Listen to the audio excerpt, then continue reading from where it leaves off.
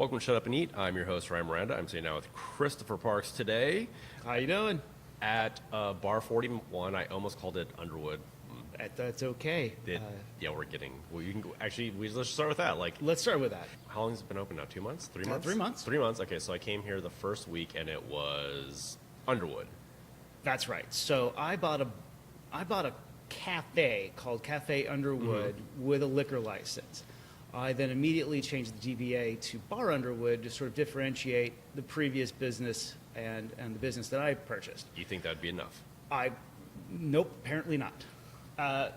So as it turned out, everybody still called this Cafe Underwood or Underwood Cafe, and it was really hard to sort of separate ourselves. So my business partner, Stacy Vella, and myself decided to have a hard cut, and we called it or named it Bar 41. We're a bar. We're on 41st Street. Let's just be obvious easy, about it. 41st and Broadway. It's a great location. I saw it online. I was like, the fuck is Bar 41? Why does it keep on seeing tagged Bar 41? Then I saw the article about like, oh, well, we need to change. Yeah. And I've experienced that too, working at other restaurants where there was something there before. People are like, oh, you do this now? Like, no, we're not a cafe. You know, we do burgers. We're a restaurant. I'm like, oh, so you guys do breakfast? Like, no, we're not a cafe. And people would even 10th time they're coming in like, so you guys doing brunch? Like, no, we're not doing brunch. We don't do brunch. We are a. I'm nodding my head in approval because every person would come in. It's like, oh, I'm so happy you reopened, and I would say something like, I never closed. Yeah. No, just opened. We just opened. First question is why Oakland? Oh well, Oakland is probably my new favorite city in the world. I'm not an Oakland native, and so why Oakland? Why Oakland? Yeah. Right. Why'd you come here? Because you're not a native. I'm not a native. So lived in the East Bay. Went to Dublin High School, which is not Oakland. I'm not claiming any sort of like cred. And then lived in San Francisco for a number of years, about 16 years or so. What we soon learned is that in San Francisco, you can't have your dream. You can't own your own house. You can't buy a business without huge amount of backing. Not to mention, what we moved into in San Francisco is no longer there. The mission is dead. The culture is gone. It's the tiny little pockets, like my friend Casey, she's a chef over at Medianoche. It's like that little pocket, like right there, brilliant. A couple blocks right in that 19th and Valencia. It's sure. Dog-eared Books is 2 blocks from now, one of my favorite places in the world. Exactly. That's some, like, you walk down, you're like, oh, this is still kind of the mission. But then you go over and you see some fucking artisanal soap place, like three blocks down. I'm like, right. wasn't there a taco shop not too long ago? Like yesterday. Still love the Mission. Still see the old Mission District, but never could buy a business. No, I don't know what. Never could buy a house or God, anything. No. I don't know if you looked at the pricing per square foot in San Francisco, but it was $500 or something ridiculous. Average is like $357, something like that. This is also, I looked 6 months to a year ago. It could have doubled by now. Who knows? San Francisco is outrageous, but it was like $357 per square foot for commercial real estate. Like average, of course. So you can find the place that's $100 bucks, $125, and sadly, you got in now. Thank God, because Oakland is moving up. Oakland right now averages $125 per square foot. Very happy with my lease, by the way. Which that's the thing. Finding a good lease is finding a good lease. It's like finding the leprechaun. I found the leprechaun. I found a previous owner that was willing to give up his baby to me, which was super fantastic. Fucking unbelievable. I have a really supportive wife. I have a really supportive city. Oakland is, and what I'm learning is what I love San Francisco about. Or what there was a lot of what is Oakland now is what I loved about San Francisco when I first moved there 18 years ago. What San Francisco was 20 years ago and then 15 years ago just stopped being. And it started changing very quickly. And it's okay, though. I had to let San Francisco go. It's almost just like your best friend moves away when you're a kid and you're just kind of like just sad. It's also like for a small business owner, it's an abusive relationship. You're like, no, I still love you. I love you so much. Oh, you're gonna tax me some more? Okay. Yeah. New permits? Oh, okay. Yeah, no, oh God, I still love you. I still love you. Oh, I really do. It's definitely now a love-hate relationship with San Francisco. I hate to love it and love to hate it. Yeah, I did an event not too long ago for the former interim mayor of SF after Ed Lee passed away. Mm-hmm. We talked about like opening, because I'm building a restaurant right now in Walnut Creek, but we're waiting for permits because that's what you do when you open a small business. You just wait indefinitely for permits when you're building. And so you're opening in San Francisco. I was like, no. It's like, no, I can't. I was like, because I want to actually have the business open. It's like, oh, and she's kind of shocked. I'm like, I really wanted to be like, it was the aggressive part of me was like, look, you need to fix this shit. But at the same time, I was like, okay, look, I was like, calm, bring it back. It's like, it's too expensive for a small business to open in San Francisco. If I want to rent, it's going to cost me 10, 12 grand to open up, just rent before anything else. And then, or if we want to buy, we're talking my eye just twitched because I've opened up 3 restaurants in San Francisco where leases were 12 grand a month. Yeah. And that was 10 years ago. We're paying in Walnut Creek, downtown Walnut Creek, like if this was downtown. Like on Main Street? Right off Mount Diablo Boulevard and Locust. Oh, sure. Great location. Great location. There's condos going in that are actually being filled. Yes, of course. You know, well, people are still moving to Walnut Creek. Everyone in Oakland and San Francisco are moving to Walnut Creek, Concord, because we can afford it. You can't afford to move in the Bay anymore. And we are paying for a 165-seat restaurant, 175-seat restaurant. We're paying $4,000 less than my friend's 40-seat restaurant in San Francisco, and not like a downtown area. She's off the beaten path. So it's like, how is this a thing? We're within spitting distance of San Francisco, and we're paying $4,000 less. And it's not like I'm in the middle of nowhere. We're in a major metropolitan area, downtown. Sure, Walnut Creek is a very busy, happening little area. Because people go out there, they spend money. So it's like, how is they this? do have money out there. Why is it so different?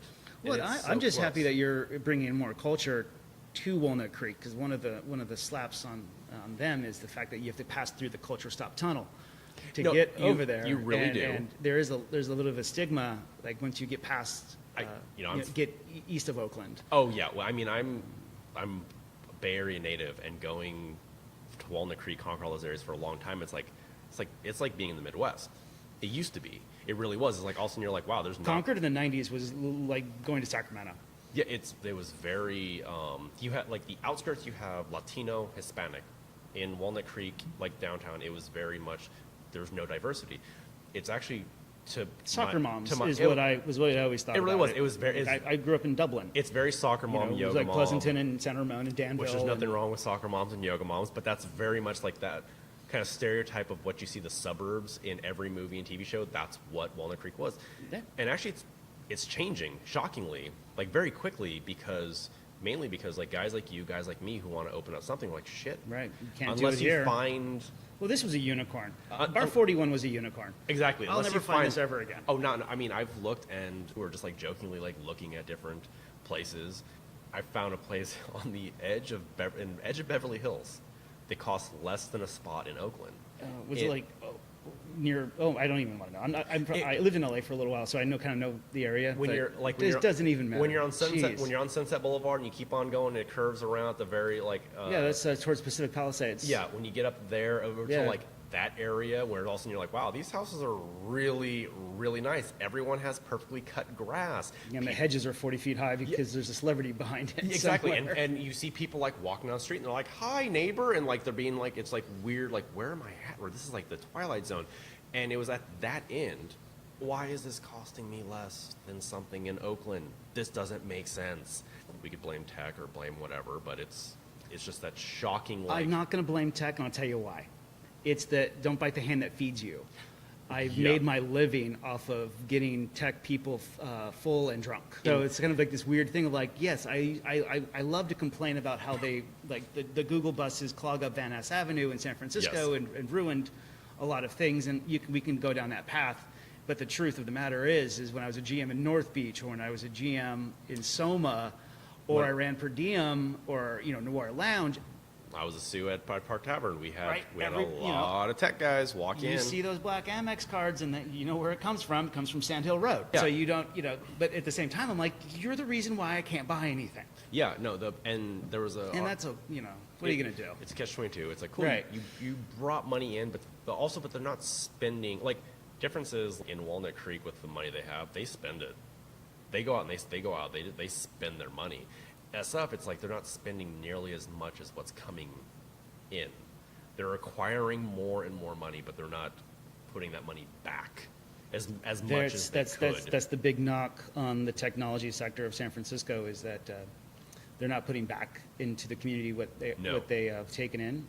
There are many, many exceptions. I've got to point out a couple of people, not by name, but I do know several people that have taken their Sand Hill Road money and their success and started startups for education. Oh, totally. Or transformed the community. So I just want to make sure I just say that I'm not stereotyping the tech folks, even though I am really guilty of looking at a lot of people and stereotyping them and going like, oh my God, look at these assholes. It's also, I hate them. By the way, thank you very much for buying that bottle of wine. Yeah, thank you for and paying my rent. $2,000 tonight. Yeah. But it's also like, you can't lump them all together. You can't. Because I've met plenty of CEOs who drop so much money in the community, and then other CEOs who don't even live here. Sure. They live up in Napa, Sonoma in their house. They come to the city like once a month. They're not spending any money on Woodside or wherever. Yeah, or they live in like Bernal Heights, Presida Hill and all like that whole thing, and they don't actually give to the community. There was a line from Gene Simmons, who's of Kiss fame. Yeah. Oh boy. So, but no, it's actually we just mentioned Kiss. Kiss. Oh yeah, Kiss. I love Kiss. They're so ridiculous. They're over the top, stupid hair metal band from the '60s and '70s. But they have a disco album. That's all I They do do have a disco about album. That. Yeah, and they make jokes about that constantly. Like, yeah, we did that. Well, I mean, if you have your own toothbrushes, oh totally, condoms you might too. as well. Oh yeah, hey. Yeah, Kiss condoms. Be safe. Be safe. Kiss Be condoms. safe. Kiss condoms. But Gene Simmons at one point, he basically did the like African adoption type thing. But he would like Angelina Jolie kind of thing. Not that crazy. He adopted a child in Africa and is sending money. So he did it for one young girl who then became a nurse, because in her area where she's living, they need nurses because her mother passed away from something very simple that could have been fixed with like penicillin or like aspirin, something very, very basic. So she became a nurse, and he met her when he went to Africa, and he asked him, he was like, so all these kids come to the schools? Like, yeah, they had like 10 schools or something. She said, the head teacher said, oh yeah, sometimes these kids that when we can feed them, this is sometimes the only meal they get for the day. And he's like, that's not right. Kids need to eat. That's just not right. And because he comes from a family that escaped Nazis and came here. Sure. So he said, so he ended up basically adopting and funding all of the schools to give all the kids 2 meals a day across all of like their 10 schools, like all like 5,000 kids or something like that. All of them get fed. And he said, that's pretty cool. His daughter says, I did not know that about good old Gene Simmons. His daughter says, well, why'd you do it? He goes, because if you have the ability to help others, it's not only right to do, it's your obligation to help others if you're capable of helping others. I mean, it's so simple. It's like, if you have the ability to help another person, it's not just like the right thing to do. You are obligated to help others if you're capable of helping others. That's how the world gets better. So there's this knock on liberals as well, regardless if they're tech leanings or if they're pinko commies, kind of like me. That is that when I moved to Oakland, I didn't really know how to be involved in the community, and so it could be as simple as supporting Hip Hop for Change on a monthly basis, just giving them $20 just so they can buy lots of stickers and pens and pencils, or just help one kid get into a recording studio. Like, I'm not doing any of that with my $20, but it's at least one little something. It's a drop in the bucket, but at least it's another drop. When you have a lot of drops, then you get a bucket of water. And Bar 41 is going to move into, when we have our feet underneath us, I'm just going to point that out, is we are going to start doing fundraisers here.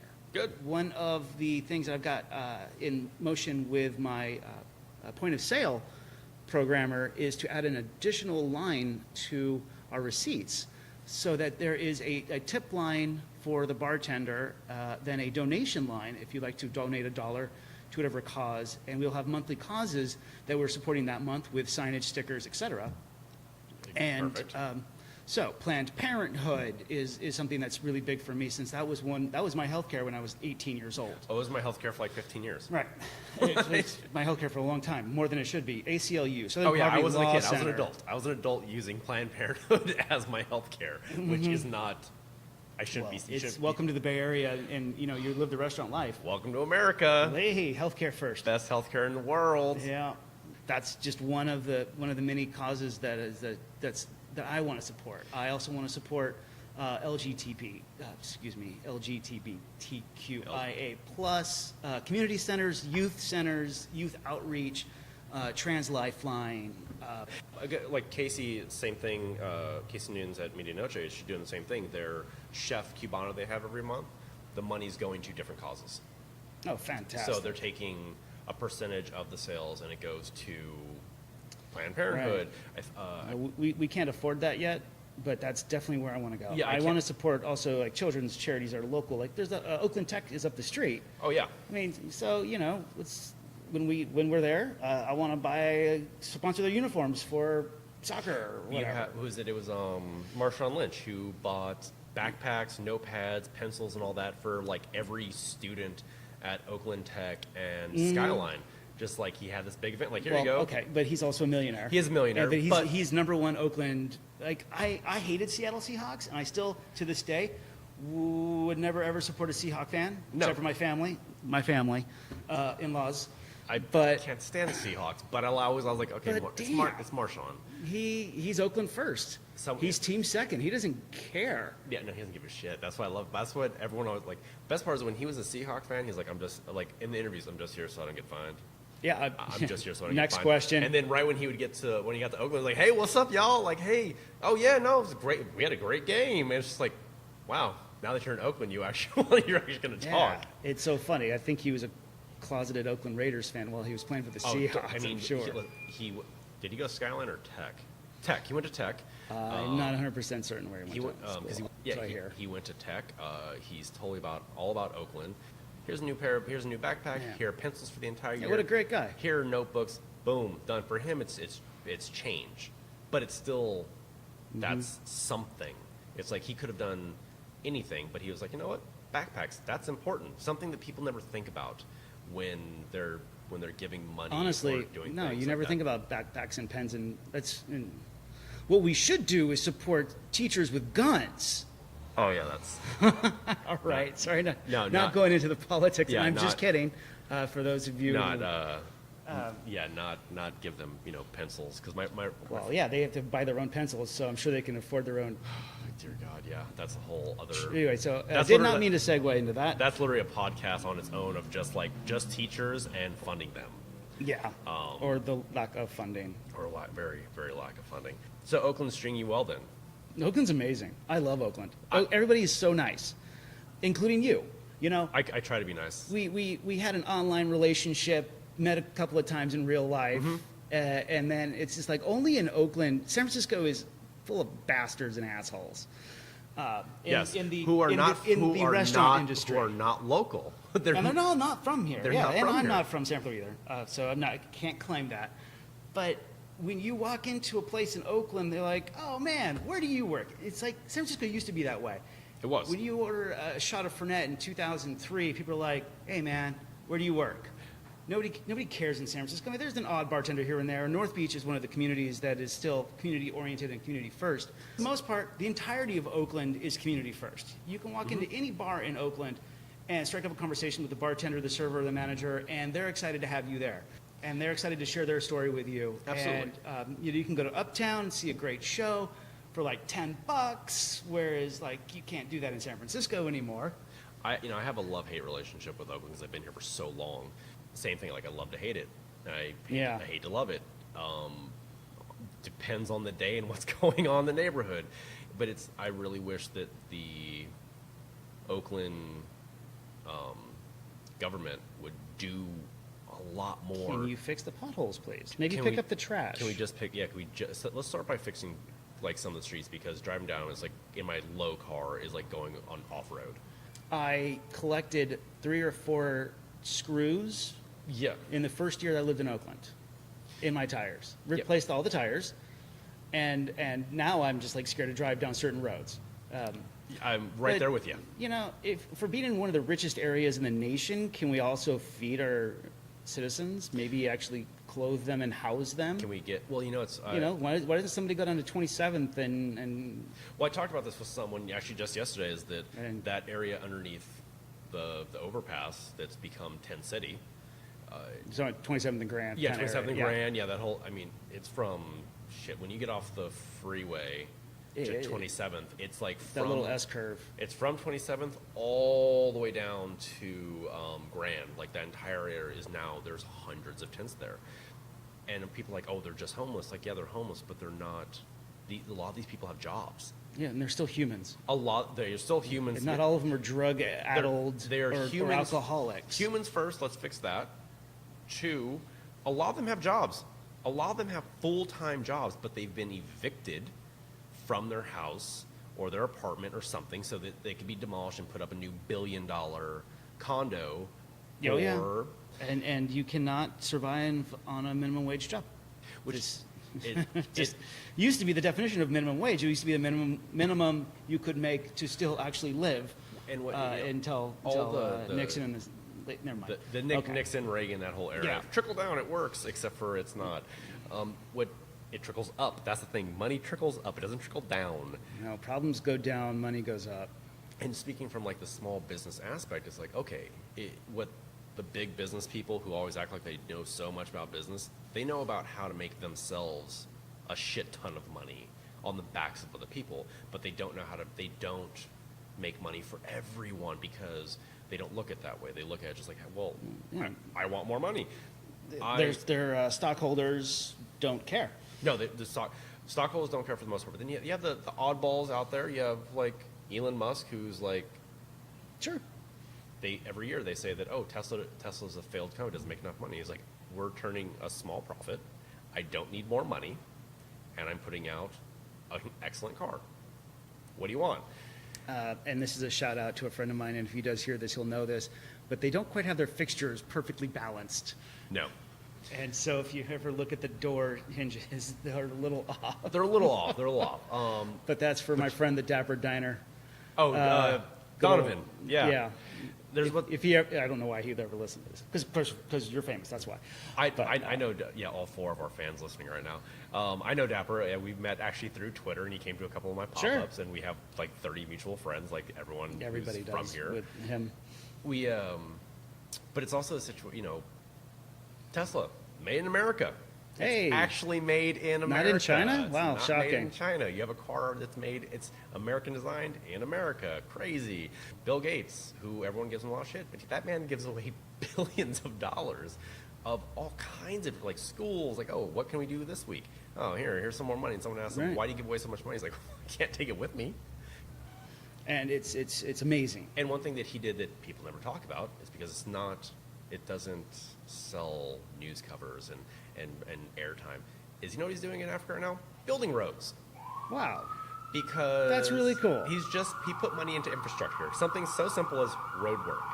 Yeah. Because there aren't roads that get to everywhere. But he's also doing it in places like the United States. He's fixing roads in like the middle of nowhere just because. Maybe him or Paul Allen can come to Oakland. Yeah, Bill Gates, if you ever listen to this, please come to Oakland. Bill Gates, Paul Allen, Fix our roads. come fix our roads. Just fix the roads. Just literally Start there. Fix the roads. It's so from the small business standpoint, for me, and coming from a family of farmers and contractors and carpenters, and like just like my mother made jewelry when she started to become older. Oh, yeah. She made jewelry at her house and she sold at the flea market, which is if I pay my employees more money, they have more money to spend. They're going to spend that money somewhere else. That person, you're going to pay your employees more money because now you have more money. Those employees are going to come back over to my spot and spend more money at my place, giving me more money. Yeah, try to convince the leaders of our nation of Yeah. a weird concept as like civilization and how Yes. to actually support each other. I believe that the tide rises all ships, and I carry this philosophy with me through a smaller scale, through a larger scale. I believe in supporting a new restaurant in your area that you own a restaurant in. Absolutely. Because you're creating a community. So Copper Spoon's down the street, Clove and Hoof, Tenney East, and across the street from Bar 41 right now is a new building going up with a restaurant that's going inside. And a couple people have asked me, like, oh, no, are you scared of, like... No, please. It's more food traffic. It's more foot traffic. What I want is for people to come to Bar 41 or this part of Temescal, which is called the Jewel Box, and they say, like they used to say about the Mission District, or they used to say about the Uptown neighborhood, or they currently say about the Uptown. Like, oh, what'd you do this weekend? Oh, I hung out at Uptown. Oh, yeah, cool. The bar or the neighborhood? Oh, Yeah. whatever. Well, I it's hit up all also, kinds of places. From your perspective, and how I see it, is you have a bar that serves food Yes, across I the street do. from a restaurant. But on those, you want that place fucking packed. You want to line out the door, because when there's a line out the door, there's nowhere to go in there. That means they're going to come over here. I'll be your And waiting room. Also, Happily. exactly. They're going to come over here like, oh, you know what? We'll just go across. And yes, Yep. you make friends with the neighbor. Hey, if you have enough space, send them over for a cocktail. I'll send them back over. They get their wait list. That's going to be a 20-minute wait. They come over here. They have a beer. They walk back across the street. Yeah, maybe they stay for a cheese board and Exactly. maybe they stay for No, more food. We're gonna have an appetizer while we're here. Go across the street, have entrees and dessert. Exactly. It's like And that's how North Beach was built, not Columbus. I'm not talking about the idea of like fried calamari, no. but the original old neighborhood Original Joe's is still there. Original Joe's is there now. They've moved from the Tenderloin. Yeah, they're but up there. there's a symbiotic relationship that's currently in play there. There's a bar called Tony Nick's, I know Tony next. and then Tony's Napolitana Pizza down the street. Mm-hmm. So Tony Nick's never intended it. Tony Nick's doesn't care. It's a famous old school bar. It's all industry. During the nighttime, it's industry. During the daytime, it's architects and lawyers. And then they shift. The shift change. Oh yeah. Always tells what kind of a crew is. About 10 o'clock at night. It gets grimy in there. Oh, it's beautiful. It's like, oh, where do you work? Oh, you're a line cook. Everybody just came from work. Line cook, prep cook, sous chef, bartender. Like we're all in there, and everyone's doing Jameson and Fernet shots. Oh yeah, and oh the good days. I still, I know it. I have a tear to my eye. I don't actually have Fernet or Jameson in my bar, man, but that's because I don't want to support Young's or Southern. I'd rather support a smaller liquor maker. True. And You know, so we'll drink Jameson. You know what? I don't know how it actually all started, but Tony from Tony's Napolitana Pizza and Tony Nick's somehow became this symbiotic relationship where it became the waiting room for Tony's. Totally. Tony's has no space for a waiting room. Their bar fills up fast. The restaurant fills up fast. They go on an hour wait really easily. And so literally they just take your cell phone number and you go up to Tony Nick's and you have a beer. On a Sunday afternoon, they open up at 2 o'clock, so you literally just wait for your table, There you have go. a beer in Tony Nick's, Yep. talk to Dave. He's one of the bartenders, Dave the bartender, of course. And then you saunter on about your day, and then just go lie down in the park or something. I want the Jewel Box That'd be to be great. that version of North Beach, where you do pop in for a cocktail and you say hi to your bartender buddy, and then you wander down, and then you go have your dinner at Copper Spoon or Clove and Hoof or whatever. Oh, totally. Or have a beer at Hogs Apothecary, and then come here, sit on my patio, and day drink. I still have not been. That's the only one I haven't been to. Well, I haven't been to Copper Spoon yet because it wasn't open when I was over here yet. So I haven't. Do you have to go to work tonight? I do. Yeah. Well, then there goes that idea. If they're open on Mondays, I'll go Monday. I think they're open 7 days a week, and they're open for lunch too. Yeah, I haven't been. But, I could do lunch.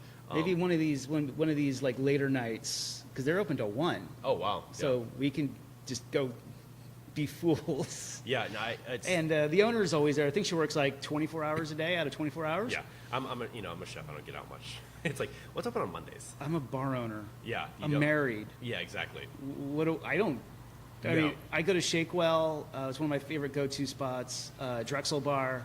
If I can give some shout-outs to some bars. I go to Drexel. Yeah. I've been there a few times. They open at 5 o'clock on a Monday. So. Like you said earlier, Parlor. I love Parlor. Like Parlor's actually I love the way. Well, it that's looks. across you from Drexel. It is. So you play a little skee ball at Drexel. Yeah. And then you go to Parlor across the street. Have a pizza. Have it's great. a glass of wine. Make sure wood fire oven, which you can never find anymore. Yeah. I was really impressed last time I was in there about that. Out in Walnut Creek, we're doing the same thing. Like we need to fix this. Well, yeah. Walnut Creek's the land of Chardonnay. Bay Area is cool to be a contrarian all the time. That's what the Bay Area is. It's so cool absolutely. to not like the cool things. It's like I don't give a shit. Napa makes a good you get good Cabernet from Napa. Good grapes. That's because Cab grows good out there. Yes. California yes, makes yes. great Chardonnay. I will tell you that when I worked in an Italian restaurant in North Beach, I don't know why I keep on bringing up North Beach, but I had a 100% Italian varietal list, and we were off the beaten path, and so we didn't get many tourists. We were mostly a neighborhood joint. Yeah.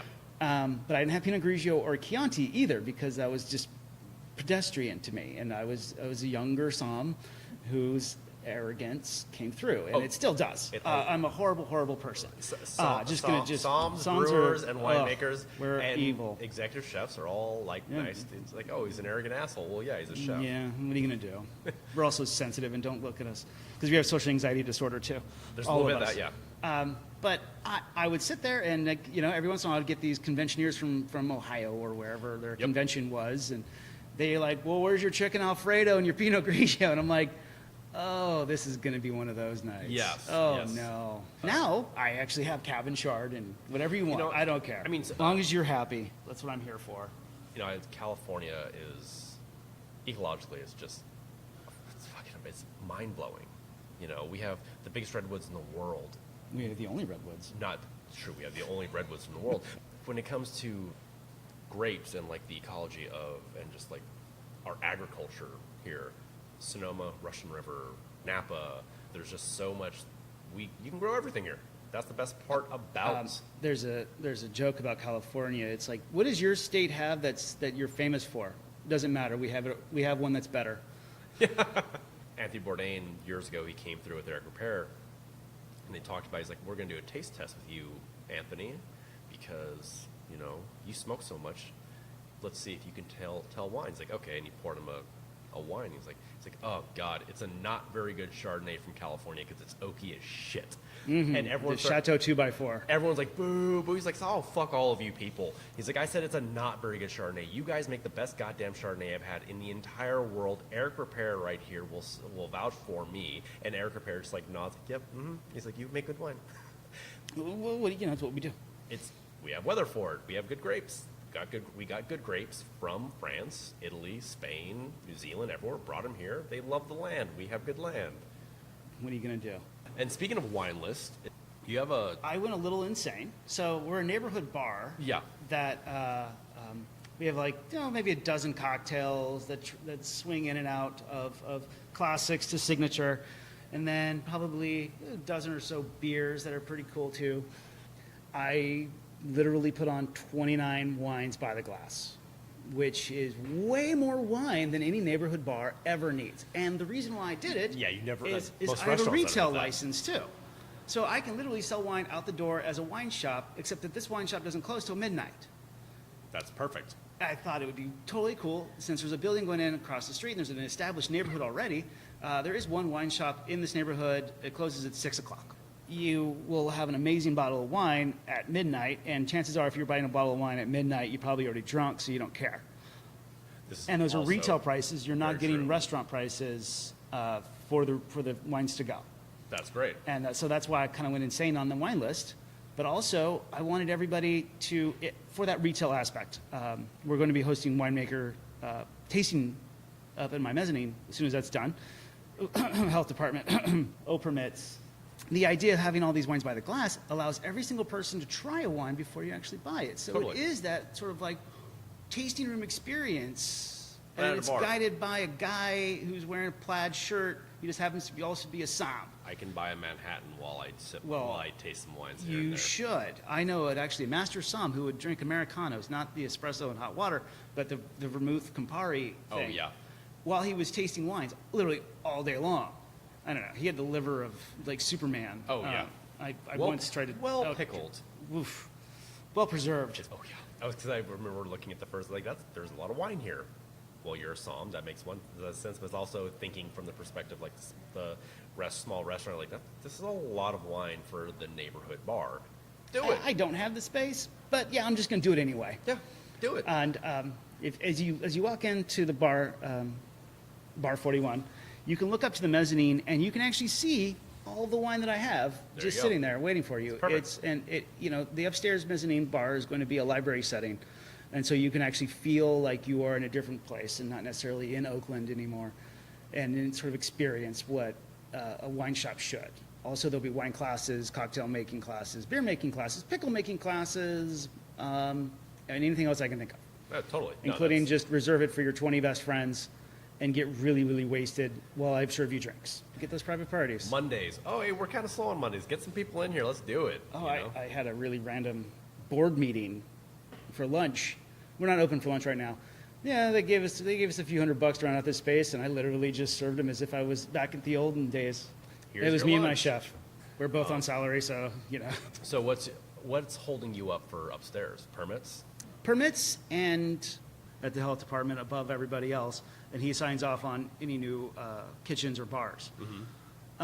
So there's a guy named John who works at the health department who basically gave me a list of everything that Antonio's looking for, and said, chances are, if you do all of these things, he'll sign off on it. Yeah. But there's still no guarantees because Antonio is Antonio and John is John. John's just guessing what his boss is going to do. It also might be something that John missed. Yeah, and so I've already had that built into my head, so I don't have a nervous breakdown of just like, okay, I'm waiting for Antonio to find that one problem, and Luther is going to be here, so you can be like, nope, all right, fixed already. Hey, just like, yep, right, you're right. 1/4 inch, you're okay. Get the saw. Because we can now open. You're just as insane as I am, where you always forget how hard it is to actually open up a restaurant and then have it function. Yes. Yeah. And then you're just kind of like, oh man, this is hard. Bar 41 right now. What days are you open right now? Bar 41, we are open Tuesday through Sunday, up days. until midnight or later, depending on how we feel, honestly. That is the bar If there's mentality. if there's business, we'll stay open as late as we want. On Sunday, we have this really rad pop-up called, but it's put on by a guy named Chef Yeah, and then we have a DJ who spins a little bit of soul, and we Nice, have some fun. We pull out the tables, and people dance a little bit and have a good time. And I bartend it myself. I got into this business because I actually like bartending, not just staring at checkbook slips and invoices all day. A computer for 13 hours a day trying to figure out where money's going. Yeah. No, I know where it's going. It's leaving. It is leaving, but you know what? I only see the exit sign. But it is coming in. It's coming in. It's opening a business is the marketing is starting to come in, which is really, really exciting. So East Bay Express, Hood Line, Berkeley side, as well as like some personal blogs, food writers, wine writers have come in, and it's been a lot of fun hanging out with these people who are they're basically chefs and bartenders and I mean, songs too. Oakland is the new hot place in the country to go visit Yeah. now. You know, We're Oaklandia, not to. food and drink. It's like the place to go now. It's amazing what's happening here in Oakland, and the homogenization of San Francisco is coming to its own sweet end, in my opinion. It is. Eventually, it's just going to implode and fall in on itself. And then And- it's going to start all over again. Oh yeah, What San Francisco's not going anywhere. What it used to be, New York. It happened in New York. Right. You know, it happened in Chicago. It's happened in Miami. It happened in L.A. L.A. had this huge. Well, they finally actually have a scene again. The food and drink in LA was like the Oh, sure. most top tier. It wasn't like the fancy hoity-toity of New York, but at the time it was like that was the place to go for food on the West Coast. San Francisco was creeping up because of like the Fisherman's Wharf and stuff like that, and Oakland because of soul food and people who immigrated here from the South. And food was street food though. They had a street food revolution. I think as soon as the Derby closed in LA, that's when the new revolution started, and Oh, totally. it started out on the streets. Living in LA was one of the best experiences of my life, and people from the Bay Area always shit on LA. Of course they do. They have to. It's in their DNA. And people from LA actually don't care. They really don't give a Because shit we're there from whatsoever. LA, and they're like, whatever. Yeah, We don't give a shit about you Yeah, or they what don't- you think about us. don't care. And only people from the Bay Area are like, oh, you're from LA, you suck. And I'm like, whatever. Well, they always say like, oh, LA sucks. Like, where have you been in LA that sucks so bad? It's like, because Venice is kind of like Berkeley with a beach. You have a bunch of hippies on the beach Sure. smoking Well, pot. everybody thinks it's not even Hollywood. Hollywood is actually an amazing place. But when you think of the Sunset Strip and you think of Which I love the Sunset. Viper Room on Oh, a yeah. Saturday night or something like that, and you think of like, Justin Timberlake's having a dance off with Usher or something like. I know that's probably 2003 reference. Yeah. I'm old. It's like 2005. That's basically when my pop culture references stopped. yeah, pretty much. But LA, when you go east of Hollywood, and so there's a lot of hipster neighborhoods now there too. But in the 90s when I think the revolution really started in LA, downtown LA started to get really decent restaurants, and now they have amazing cocktail scene. Atwater Village, Silver the Fashion Lake, District. Los Feliz. Oh, the Fashion District's awesome. You can buy a Kate Spade purse or a Kate Spade or whatever it is because it's a knockoff for $15 underneath a table. And I was purposely trying to misspell Kate Spade. So it was like Kate Spade. They have good restaurants moving it because you can buy something cheap. Yeah, and the amazing thing is the chef can actually open up a restaurant. A chef can open a restaurant. There's a lot, and there's like what you said about Silver Lake. I've been looking at Silver Lake for a long time because it's a nice little community. It used to be cheap, but it's compared to the Bay Area, it still is. Compared that's to what's the Bay so Area, random it is everybody in still- LA is like, oh no, Silver Lake used to be like you used to be able to get a one-bedroom apartment for like $600 when I lived there. And right now, 2 bedrooms are going for like the 1,800 See, range. it's kind of weird that we think that's reasonable. But that's I was like, holy shit! I was like, 1,800. Yeah, let's bucks? do this. That's nice. Yeah. That's amazing. That's a good price. And because it's also, but people think like, oh, but it's just a 2-bedroom. Well, where is it located? Hey, it's located in Silver Lake. You're essentially buying you're getting a 2-bedroom for 1,800 at like Piedmont. That's what Right. people up here don't get, and who don't travel there. Is that Silver Lake is like the Piedmont, Montclair-ish, but then there's These courtyard apartments are really fantastic, and it's one of the best parts about LA is courtyard apartments. oh totally. It's just like everybody sort of knows each other, and you're a little tiny community. A friend of a friend, we went to her place because we were staying there for the night before a show. We got there, and she had basically 2 front doors. She had the front door That's hilarious because I used to have 2 front doors facing in LA, It faced the in street. Los Feliz. And when you go through, there's another that looks exactly like the front, but you walk through, there's a giant courtyard, big fountain. There was a pool. Literally, a we didn't have the spa. pool though. We had the fountain. They had a couple community grills, and everyone's out there hanging out. And it was because it's 75 degrees at 10 o'clock at night. it was like 12 units, and they're all hanging out. I was like, I really want to move here. It's really cool. Awesome. And then like midnight, it just completely, everyone was like, okay, time to go sleep. And it got quiet. Everyone was very respectful. Everyone knew each other. I was like, I want this. This is nice. Yeah. Can I spend that much less than All right, now you're making me $2,000? miss LA.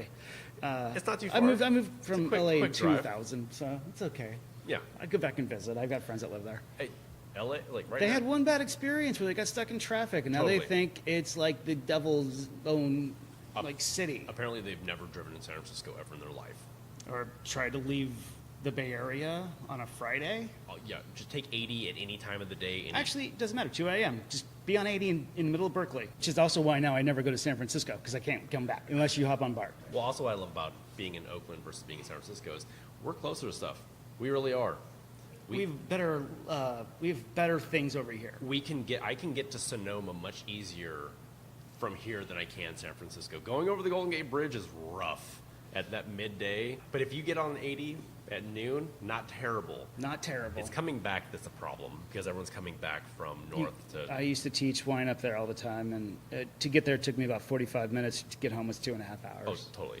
Every time I go up there, I'm like, okay, just mentally prepare yourself now to be in traffic for at least an hour and a half, 2 Oh yeah, hours. I stop at Gott's Roadside, or if I'm in Napa, and I'll just sit there and have a burger and not even really eat that fast because I know that I'm just going to be stuck in traffic. So I'm just going to enjoy my little burger and fries. The last time I finally just got smart, I was like, you know what? I'm just going to have dinner here. I'm not going to Yeah. go back. I'm just going to go over to Grill and Oyster Spot over like right off the square in Sonoma. Sounds perfect to me. They have good cocktails. They have cheap oysters. They have a full raw bar, so you can get Oh my God, anything you want. shrimp, clams, oysters, and they're all as local as possible. Well, they better be. I mean, my Yeah. God, if you even bother opening a restaurant and not have local products in the Bay Area or in California, then you're doing something wrong. There's a few things you're always going to import just because Well, they're prosciutto. They're I imported. mean, whatever. Yeah. Hey, but you can also get the Newsom's ham, which is delicious. It's American And that's prosciutto. okay. Virginia ham or whatever it's called. I forget what it's called. Country ham. There's country ham, and then Newsom's makes it's Colonel Newsom's. I don't know Colonel Newsom's. Colonel Newsom's makes a prosciutto. They do, but it's not. Well, yeah, that's an AOP. It's not the same. It's champagne and sparkling wine. Exactly. Yeah.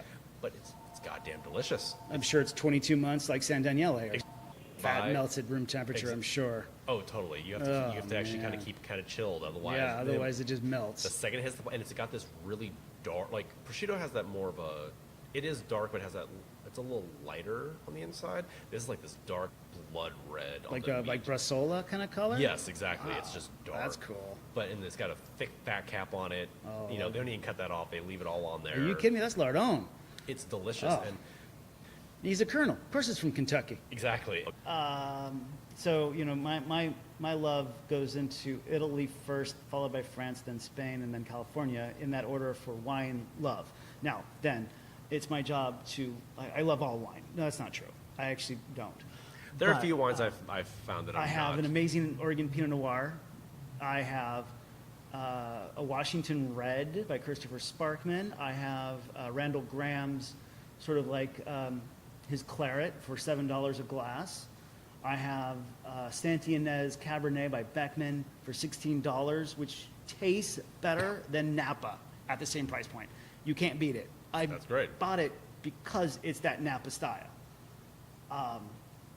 And then you can get some really weird shit like Cilieggiolo, if you even know how to pronounce it, which is a grape that's barely even in existence in the southern part of Tuscany. Yeah, I don't ever sell that one. If you come in and talk to me, that's the one I'm going to pour you. What kind of wines do you have? Well, we have this one that you've never heard of. You want to try it? It's kind of like this wine. Yeah, that's salesmanship, and that needs to happen. You know, recommend something. Your whole job is to sell something. What would you If recommend? you don't like it, go to the back of the house. Recommend it. You know, I designed the entire cocktail menu. Actually, the current iteration of the cocktail menu I didn't design on my own, but it's one that we support. And so, like, what's your favorite one on the menu? Like, come on. Why don't you tell me that you hate mezcal before I recommend the mezcal drink? And so something like that is kind of like, drives me nuts, especially on a busy Friday. It's kind of like, help me help you, There's people. Yeah, there's nuance. It's not just black and white. It's Yeah. like I like rum. Give me a rum drink. Great. Done. I'll make something up for you. There you go. If I have like an extra 5 seconds, I'll just create a drink, hopefully you've never had before, using rum. For me, with wines, it's Portugal first because I'm Portuguese. Why not? And If you've ever had the Baga grape, it's one of my favorite grapes in They- Portugal, on top of Vino Verde. they're I mean, finally Vino Verde, Vino Rojo are delicious, cheap wines. Oh yeah, I mean, $7 a bottle, get drunk. A really little expensive, spritzy, a little fun. Incredibly expensive bottle of Vino Verde is like I $14. think that's probably the most expensive I've ever seen. I saw it. The most expensive I saw was like. Oh, and it was- I've seen like $20 at wine.com when I used to work there. yeah, I saw Vino Roja is like really expensive, like $18. Ooh, that's But the good stuff. At that point, you're You like, might actually touch wood. even if it's not the best wine you've ever had, you in your head it hits like I just paid $12 for a bottle of wine that's very drinkable. Oh, sure. It's effervescent. 100%. It's light, hands down, in my opinion, for a chef opinion, the two best wines for making sangrias. One of them would be Vino Verde. Making a Vino Verde sangria It's is probably, delicious. I can't actually think of a wine that would be more appropriate. It's cheap. It's super drinkable. cheap. It has a little fizziness to it that you can really play with. Totally. I am macerating some cranberries in 150 proof grain alcohol. Would There you you like go. to know why? Because I'm going to make me some damn sangria. There you go. And you only get one cranberry because I'm probably sure it'll kill you. Yeah, it's gonna be just pure alcohol. And then I'm going to use that alcohol and, Something else. yeah, I don't know. I'm probably going to proof it down to 80 though because it's pretty scary. Tiki drink. Yeah. Ooh, cranberry tiki drinks. Just I actually have bottle a it and hold it for dirty Thanksgiving. Cran Palmer is one of the. It's like I love playing with the idea of like this dive bar, fine dining restaurant bridge. Mm-hmm. That's one of my favorite things to do. So if you're going to order a bottle of wine from me, I will actually present it to you as if you were sitting at Atelier Cran, where I used to be a GM at 700 years ago. I love so we took oolong tea that we had lying around from the previous incarnation of Underwood. Nice. And dumped it into some vodka. So now I have a oolong tea vodka. And I was like, what do I do with That that? sounds delicious. I put a 1/4 ounce of cranberry liqueur in there. I put a shit ton of lemon juice and just a touch of simple syrup. And it's a dirty cranberry Arnold Palmer thing. That's and so I call it the Dirty Cran Palmer. It's $10. It comes in a big, huge pint glass. So drink it. You're going to love your life. Today, one of the rare, we're getting towards the ends of March, and it's 75 degrees 75 today. degrees outside. Yeah, Meanwhile, my friend's place up in Colorado, he has 2 feet of snow. Jeez. Born and raised in the Bay Area, he moved to Colorado because of work and kids That's what and all that. happens. Yeah. They have a great school system. He's like, yeah, it's 2 feet of snow. He's like, God damn, the only time I'm missing the Bay Area right now. Because spring there is beautiful. I was like, but right now, it is cold as shit at his house. I have in-laws that live in Denver. And or it's just outside. 75 today. It was like 60 yesterday. No complaints. The window is open. The breeze is coming through. And you have this outdoor area. I have a right in front. huge patio with lots and lots of seating. And can you drink out there? You can. That's great. See, outdoor seating in Oakland, spring, summer, Drink. drinks, done. Drinks done. Eat all you want. Drink all you want. Exactly. And let's talk about the menu real quick. So you're doing Sure. So we're small. at transition right now. Yes. The chef that opened up with us is no longer with us. He moved on to other things, which is what you do. So 30 months is kind of like 2 years in a normal job. It very much is. And so we got a guy named Frank Churchill who's come on board, and he has a lot of Southern fun, playfulness to his cuisine that he's bringing to a small bites menu. We have no hood. We are literally like a deli box. A hood cost $1,800 per square foot or something. Yeah, it's 30 grand to put one in. Yeah. So I'm like, I don't have 30 grand right now. No.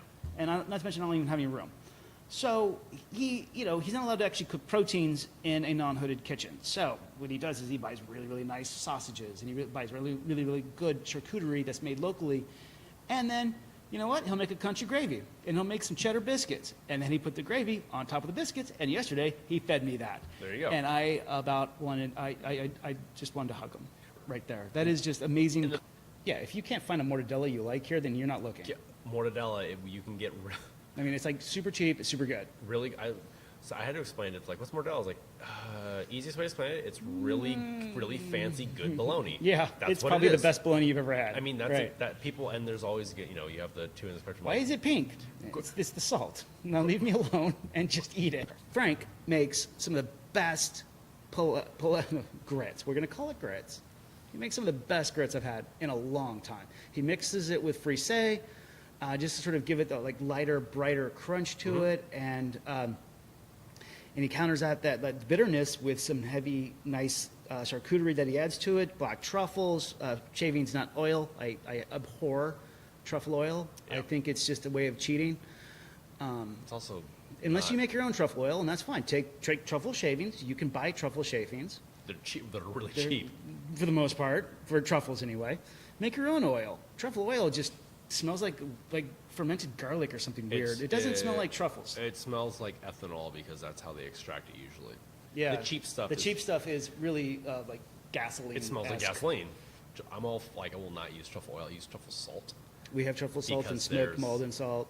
because truffle salt has bits of black truffle in it. Exactly. It smells like black truffle. So one thing we have to do is with our cheese boards and charcuterie boards, those are just we're not making cheese or charcuterie, so hey, boom, we're done. But when we want to put a turkey sandwich on there, we have to be very creative in how we get flavor into our turkey, because we're not absolutely. allowed to actually do anything. So it's just like, all right, so maybe we go down to Clove and Hoof, and we contract it out. Oh yeah. So we don't buy our roasted turkey from a company that comes frozen or something like that. So we have to get creative. We are getting all ours from Zoe's because they have Perfect. they have a good one. Hey, when you find somebody that has a good one, They have it's Go for it. It's roasted in oil. It's like browned in oil and roasted, and it's just good turkey. yeah, we have a slicer. We There you slice go. it. Yeah, that's We're great. done. You have to work. Little pesto, little cheddar cheese. Are you kidding me? Like, there's a reason why classics are classics. You have to work with what you have. Yeah. You know. And I basically have a deli slicer and a plug-in kitchen. That's- We're making our own focaccia now, which is super exciting. That's great. So I know we mentioned North Beach, so one last time for North Beach. Oh, there you go. We'll do a little shout out to Golden Boy Pizza over on Green. Oh, I love Golden Boy Pizza. Especially at 12 midnight. Golden Boy is probably the best thing you ever had in your entire life. At Park Tavern, many times it's like we would have huge events going on. Early in the morning, like, we do not have time to make staff meal today, and the GM like, no problem, I'll call Golden Boy, and like order like 20 pizzas. Yeah, dude. I call him up, I like, can't hey- tell you how many times we did that at Vicoletto. Hey, can you get these over here by like 1 o'clock? And the guy's like, yeah, no problem, and like Yeah. show up, literally Dude, he walk probably- over, drop them off, Right, like, all right, right, guys, right. you, Yeah, we will good Hey, one. you want a shot? All right, here we go. There we go. Oh, you yeah. have a good day. And it was like pizzas today. Like, oh, okay.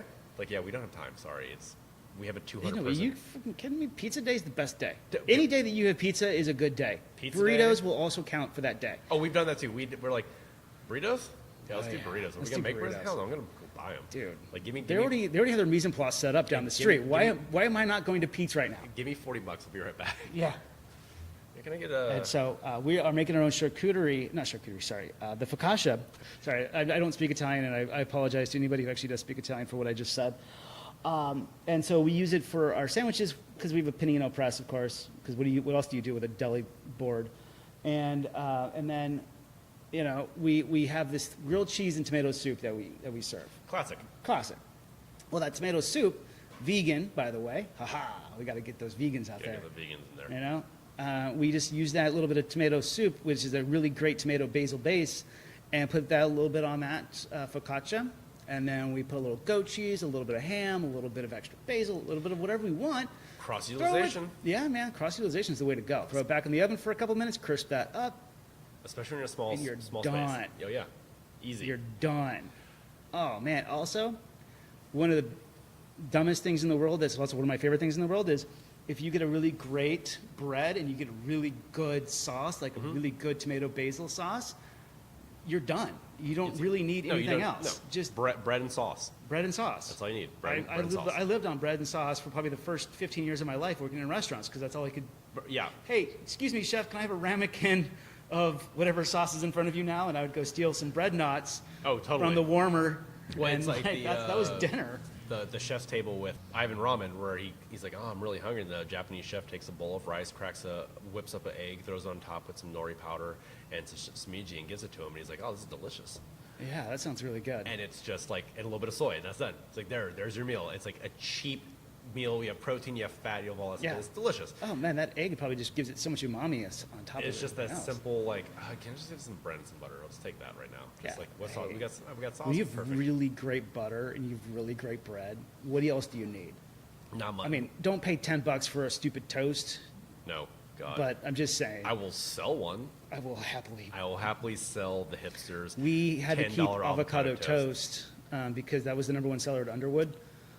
And they'd come in, they'd be like, you don't have avocado toast? And God. I swear, I just kicked their cat. I hate it. I hate it And so so we put it on, and we made it better. We had watermelon radishes. Oh, yeah. God forbid you actually try to do something. I hate avocado toast, but I'm going to sell the shit out of it because Yeah. it's so easy to sell. I could sell it for $10.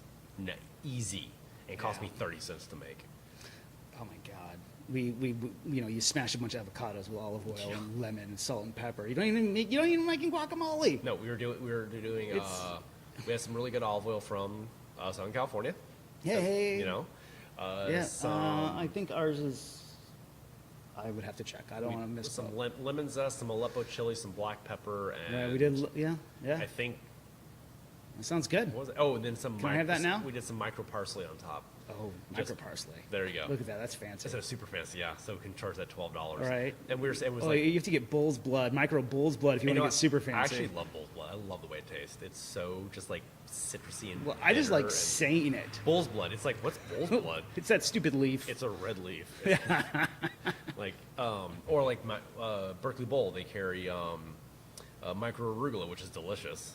Oh yeah. And we were just doing like, I love micro arugula because There we you can go. just put that on top of anything, Yeah. and it gives that little peppery, bitter taste, and it just changes the whole It is. dish. Goddamn It's basically thing. bitters to a cocktail. It really is, and it's $12 for the toast. When you're getting 2 big pieces, and it cost us like $1. But That's what this is all about. But at the same is making time, it's people thank you while they're giving you money. yes, It's value for dollar, right? And if people think that they're getting a great value and we're giving them a great service, then that's a win-win. it's also a business point of when you're doing a menu, you can't charge the exact price for everything on the menu. If that was the case, you'd have nothing but $100 steaks Oh, yeah. and $3 salads. You got to have the dog.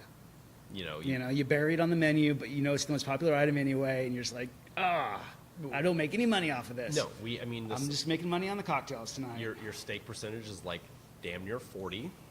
Right. Your salad and desserts are like 6%. Exactly. Because if you Well, do yeah. if you do the standard, if you just do we want 30% on everything, a salad costs a couple cents. Yeah. You know, You're gonna have a $3 salad. You have a $3 salad and a $55 steak. So it's like Right. And that's a skirt steak, by the way. yeah. Let's move in. Yeah. So wine is pretty standard, but when we talk about cocktails, you want you want the cocktail to taste really good, obviously. That's the number one thing. I have a preference for shaken citrus-based cocktails because it goes with food, like charcuterie and cheese, lemon Totally. juice, the acid cuts the fat. And so it's like, all right, well, I just made this really awesome one with scotch and chartreuse or you something go. like that, right? Or I used this Rancio Sec, which is a sherry-style liqueur from made out of Grenache that nobody's ever heard of called Matafoc. Doesn't matter. But that stuff is more expensive than I'm gonna tell you. Because I Yes. want you to perhaps order 2 of them. And so I'll get that profit margin by way of volume instead of just on that one. Absolutely. Because that's a $16 cocktail, That you're but selling I'll for charge you 11. 11, yeah.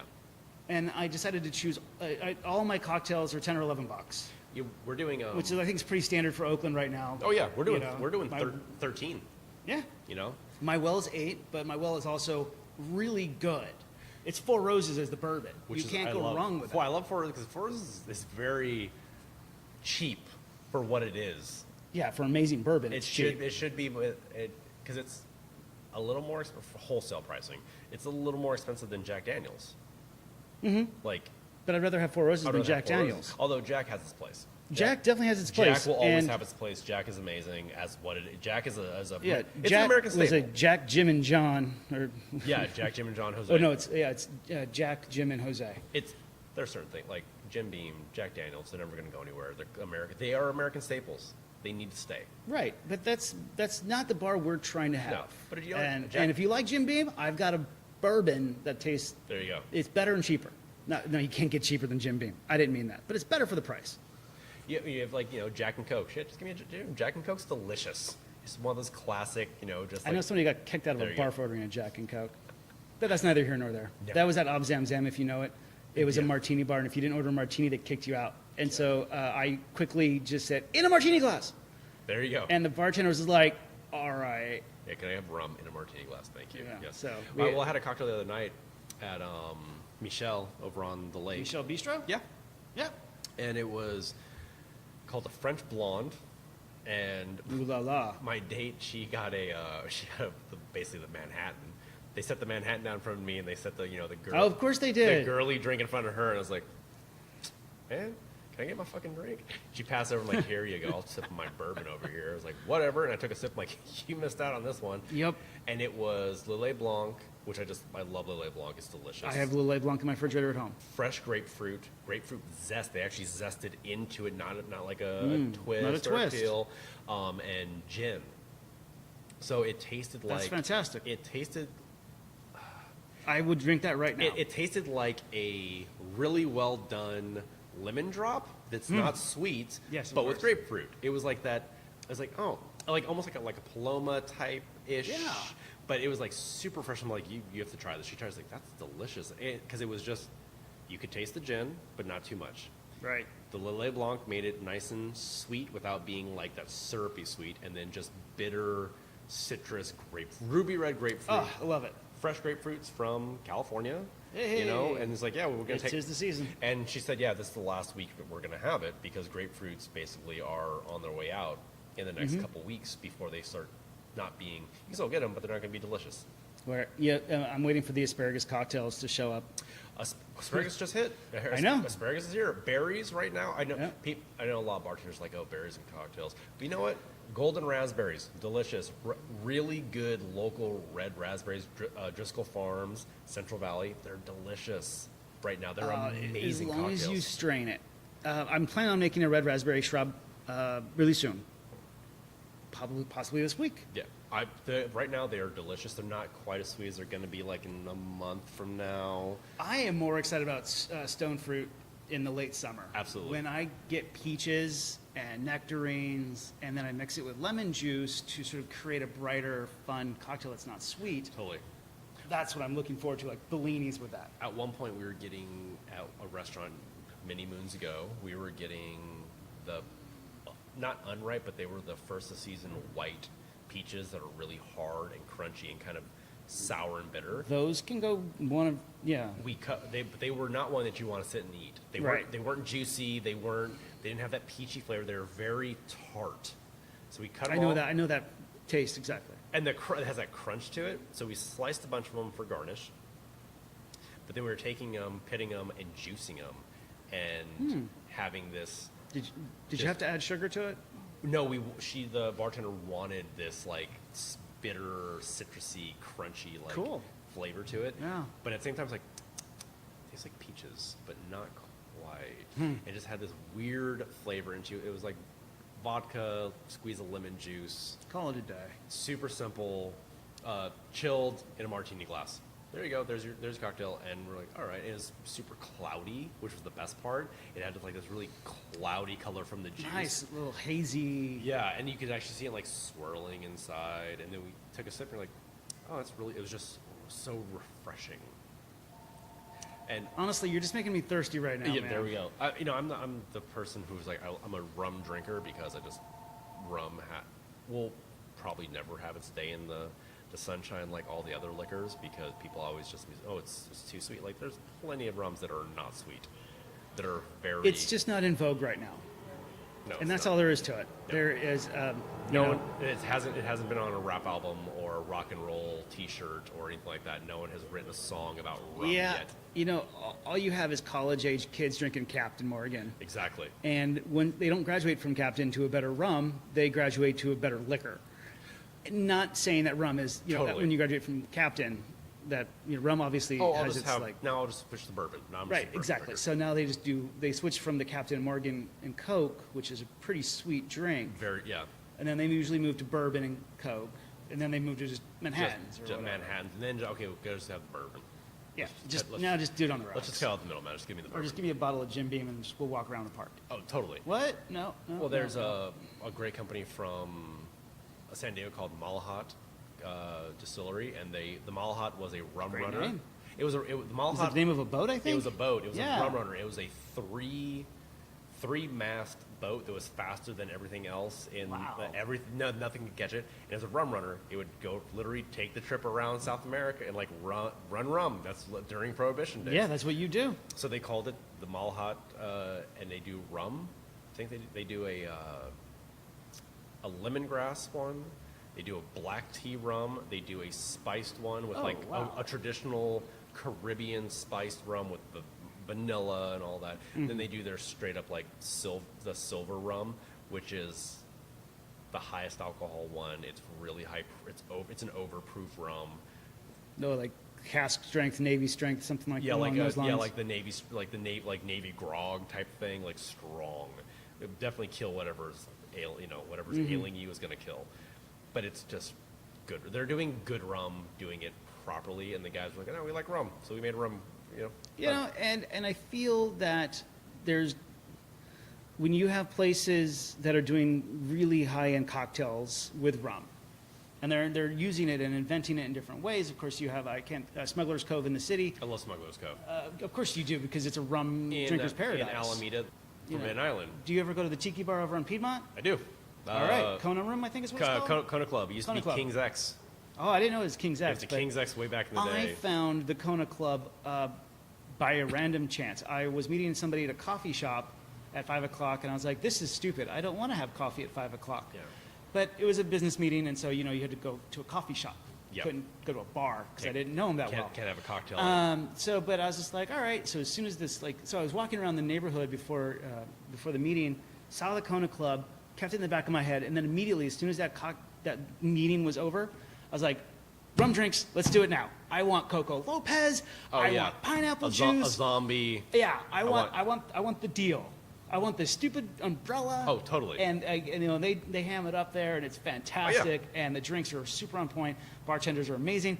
Is that the 17th restaurant we've shouted out? Yeah, probably. In this thing? Yeah. Bar 41. I own a bar called Bar 41. Bar 41. Bar 41. It's in Oakland. On 41st And Broadway. It's a great little location. And then if I'm not here, apparently I will be at all the other places we've talked about. I love the Tiki Lounge style just because it's so cliche and over the top at the same time. Like, look, if you do it, brilliant. when you do it good, they're good. A good tiki drink, they're fucking delicious. And They're not sweet. No. A proper Mai Tai. I have a Trader Vic's 1944 Mai Tai. that I love. Which And just- I changed the recipe just a little bit With a because lot of grenadine, right? You just dump grenadine oh inside it. Jesus, yes, it's pineapple juice, orange juice, and grenadine, and Yeah. Myers dark rum Myers dark floater rum, yeah. with Bacardi Silver. Okay, that's the God. opposite of what I make. Yeah, that's The rum is I think we use Florida Cana as the rum, Great rum. or Giat or Orgeat or however the hell you want to pronounce it, because I don't know how to pronounce it properly because everybody says it's different. I say orgeat because I don't know what the hell it is. There you go. So that's the third way to pronounce it. Yeah. And I jack up the lime juice because I love a higher acid drink. Mm-hmm. And so I jack up the rum and I jack up the lime juice. And then the Curacao is Sacramento Curacao. So it's a really, really great small batch Curacao, not triple sec or some of this bullshit. No. And so if you're going to have a fancy tiki drink, I can at least know, I know how to make one. Yeah. And then we have one called the Getaway. Uses an aged rum, lime juice, bitters, and it's kind of a variation off of Mai Tai. That's just again super People who super think good. who think like daiquiris are sweet, they're not sweet. No, they're acidic as hell. Daiquiri is But three I mean, simple when I ingredients. was 19 with a fake ID, strawberry daiquiri plays. Hell yes. Blend that. Yeah, exactly. I want to suck strawberries through a straw. Blended margaritas. Oh my god. God, it's like working at Trader Vic's, like 13 blenders behind the bar. I had a friend who bartended there. It's rough. I couldn't imagine. I was a bar back for a weekend because my buddy needed one. I was like, yeah, sure, you gotta pay me cash. Done. Yeah. They make a lot of money there, but it's all tourists. And I was like, dude, you have like 12 goddamn blenders back here. I was like, yeah. It's like, Yeah. And then when it got rocking in that place, like, this is rough. My whole job was basically washing blenders. I bet. Oh my Just god. dunking, Yeah. washing, putting new ones Drying. up. And Oh. they have, for every blender. It's like working at Jamba Juice. Oh no! So for every blender they have 2 other tops for each one. Yeah, So they have sure. 12 bases and Wow. like 36 tops because it's like boom, next one, and wash this one, put that one up. Here's another clean one. Wash this one, put that back up. Like it's all I did. The hell with that. I barely even crush the ice for my Mai Tai because that's too much work. No, that's If I get busy, you get it up. I've been to- and it's going to be nice and pretty, and I'll even put a little flour on top of it for you. been to a few places where they're But like, I'll crush the ice if I'm kind of slow. there was a bar up in Sacramento. Consistency is key, by the way. And I'm Consistency is consistently... There was a bar up in Sacramento I went to, or Davis, I went to a college town, and I was like, ooh, it's like they had a good margarita on the menu, and I was like, you know what? It's 95 degrees outside. I don't want to sip on bourbon Are you kidding me? A great margarita is a great margarita. or even have a beer. I want because it literally said it was God, what tequila was that? Siete Leguas tequila, Yeah. lemon juice, lime juice, dash of triple sec. I was like, I'll take that. And she's like, blended? Like, no. But then I realized I look around like, oh, Yes. I'm the old dude in here at 27 years old. Everyone else is like just turned 21. Like, she's not 21. Oh, yeah. Like that but type the of ID situation. that says for entertainment purposes only does say she's 27. Exactly. And I'm like, oh. And it's amazing that she lives in Lake Havasu? Oh, yeah. How did you... And, I was like, and she brought down, it was just a great mark. But that moment, like, blended. No. Oh, for God's sakes, Oh, no. yeah, I forgot. I'm here in a college town where everyone's like having their strawberry daiquiri or strawberry margarita blended extra sweet with sugar. I know we're probably finishing up here, but I have one quick story about back in the 90s when Scotch was really popular among like the younger people, and swing bands were the big rage. Big Bad Voodoo Daddies, Exactly. all them. Yeah. And I used to live in Los Feliz, and so you go to the Dresden Room and have like a Black Label and the Rocks with a Twist, or you go to the Derby and all these little famous places where all these like totally. swing bands used to play. And so I was in my Scotch phase, and so I went to a college bar at SC, like around SC, one of these like dumbass fraternity bars. No offense to those people who are in a fraternity, not my style. And I was like, I want a Scotch on the Rocks with a twist. The guy looked at me like I was insane, grabbed a bottle of J&B, poured me about 7 ounces of it Yeah. on crushed ice, Oh, and that's then rough. put a half a lime in it.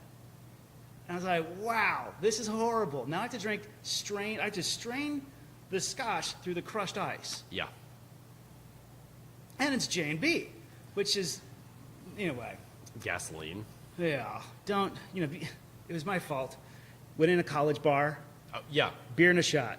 Just give me the beer and the Give me the Budweiser, because you know it's at least fresh, because everything else is probably just Oh, yeah, definitely. yeah. Like Yeah, Bill Murray.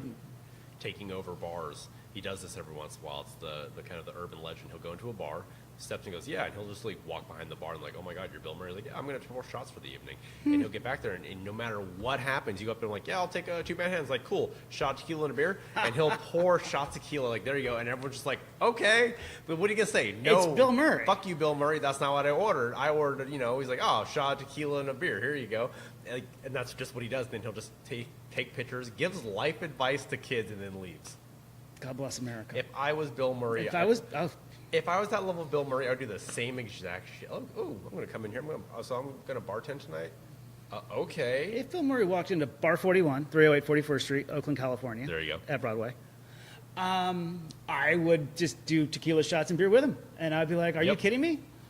That's just Bill Murray. Hey, man, we'll Whatever. put Lost in Translation up on the big screen so he can cringe at his own acting skills, I love that movie and because then we'll it's so serve bad. Japanese whiskey, There you go. also to his own chagrin. Yeah. So we're here at Bar 41 on, what's the address again? 308 41st Street 41st at Street? Broadway. At Broadway.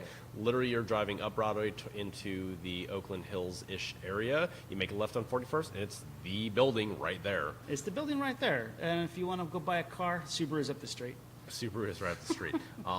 They come in here quite a bit for their little happy hour, so I'd give them a shout out to the boys up at Subaru. Subaru make good cars. Make good cars. So we're going to finish up now. This was great talking to you today. We hit every subject we could, and You know what's ironic is this is our conversation every single time we actually sit down, yeah, pretty much it's the same. It's just except that we didn't talk about politics as much. it's an extended conversation of the last conversation we had, the conversation before that of where do we go and eat and drink, and what should we go check out that them 100 bars that are opening up in the Bay Area. God, what do you do?